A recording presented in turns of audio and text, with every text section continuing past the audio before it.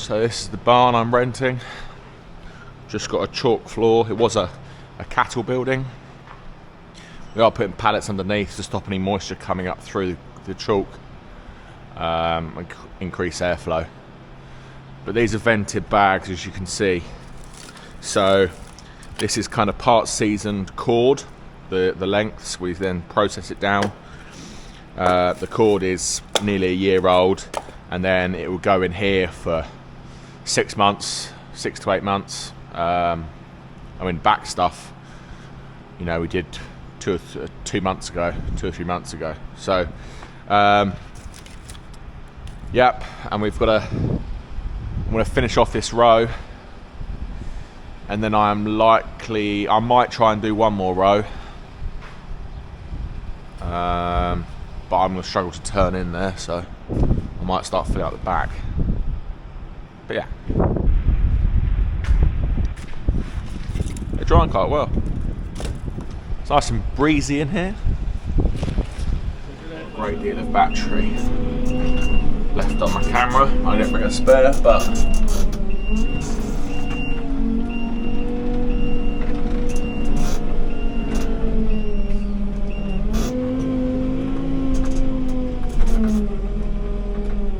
load it all up last night, and now we're going to unload it all. Hay feverers getting to me.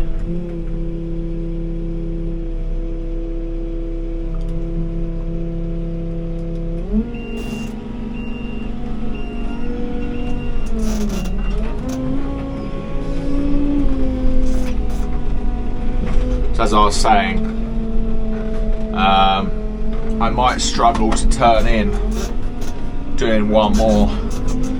You do back in and do this corner, and then you drive in and do this corner. Works quite well, but struggling to get 90 degrees now. Should get another bag next to that. So I think we'll finish off this run and then start going along the back wall there and just driving straight in.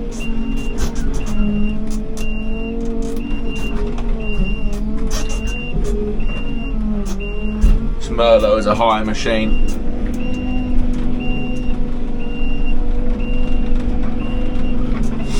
It's quite a nice machine. Do quite well back at the main base. But this farm is an old dairy, and it stopped trading about 10 years ago, I think now.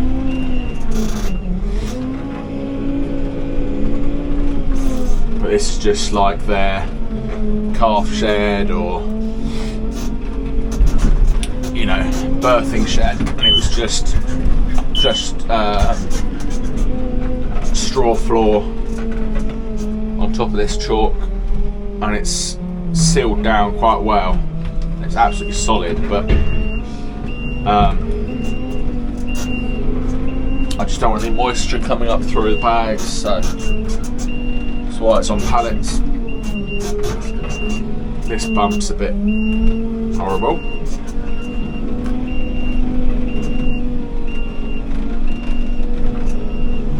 Because the trailer's so long and the gateway's not that wide, we take all the back ones off from the back, and then we switch it up and come in and take off the front.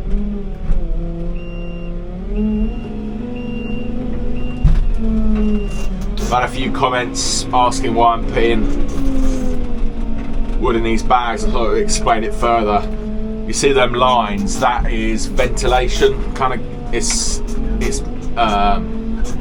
There's less fabric there basically, and it allows the air to travel through it. You can't, or you can, but I don't recommend it. You can put green wood in.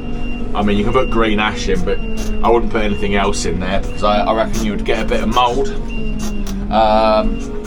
But part seasoned cord, say 25, maybe a bit more.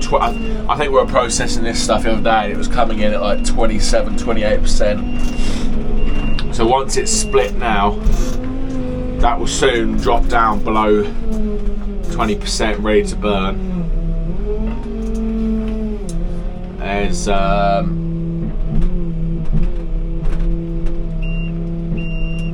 as you can see, the cladding on the barn and these big doors. There's one here and one here. That allows a lot of airflow through here, so I think it's the perfect drying shed.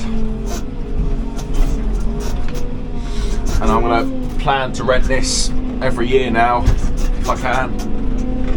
Just frees up a lot of space back at the main yard. And it allows me to house all the kiln dried stuff that comes out the kiln, because if I was to fill up my barn back at base and then I start kiln drying, I can't put anything dry inside the barn until I've sold a good amount of bags. So yes, it's a bit annoying. I have to come up here and load up, but it's only about 15 minutes away in the truck, so it's not too bad.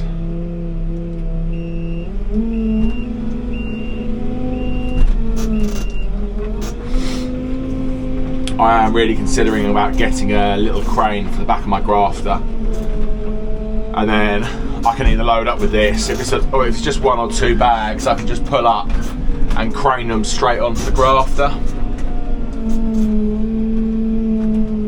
Save getting this out and whatever else.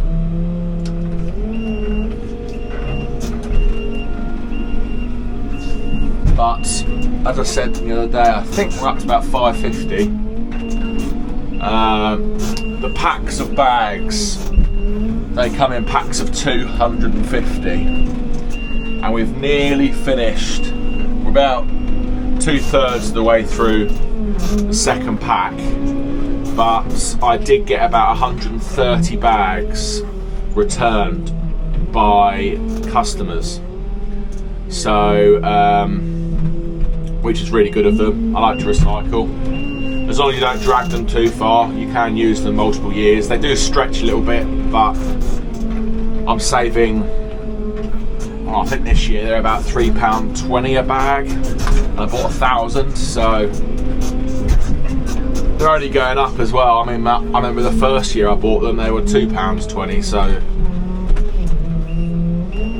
thank COVID for that. And shipping rates, apparently, that's what they blame it on. So we'll probably have quite a few left over, but they're good for next year. So once we've done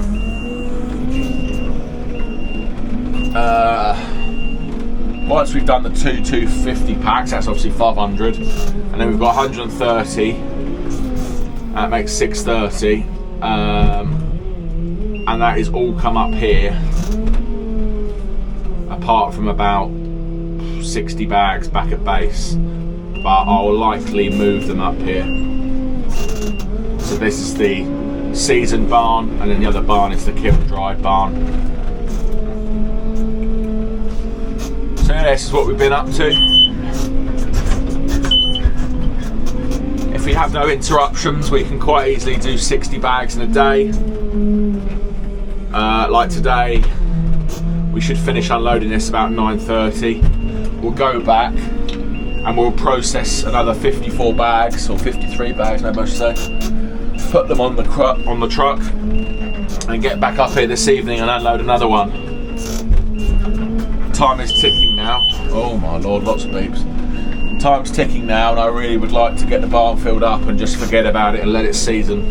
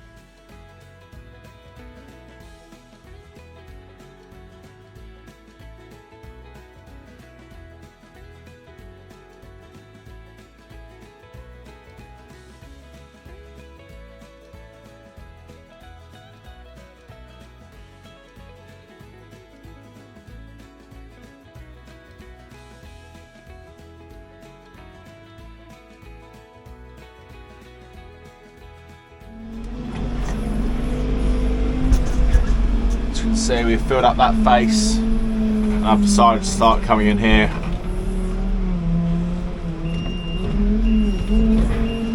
Oh dear. Last one, classic. It's always a bit dodgy with the first line because I don't want to lean it against the cladding. But that looks pretty good. Hopefully we'll get another load up here this afternoon. And keep filling it up. So guys, I hope you enjoyed today's video. As you can see, we're getting fairly stocked up at the second barn. At the time of filming this and editing the video, we've now got 850 bags up in that second barn, so I'm really pleased. And that's all I'm going to put up there for this year. I'm going to have a small stock here at the first barn that we can use up straight away, and then have the space for my kiln dried stuff. But we're getting ahead. Lots of kindling blocks. We're making lots of kindling. Got a lot of long stuff going out to a restaurant guy in London. So supplying lots of London restaurants at the moment. A nice beech and ash mix. It's really nice. Got some burner fuel up there. More kindling, obviously. That's what the long stuff goes on in. So yeah, we're getting ahead. It's a bit of a washout today, but I'm just pleased it's all in the shed and it's drying naturally. It's currently the beginning of August, and you know, by the beginning of September we're going to start delivering that really. We put the less seasoned cord right at the back of the shed, so by the time we get to it, it'll be absolutely perfect.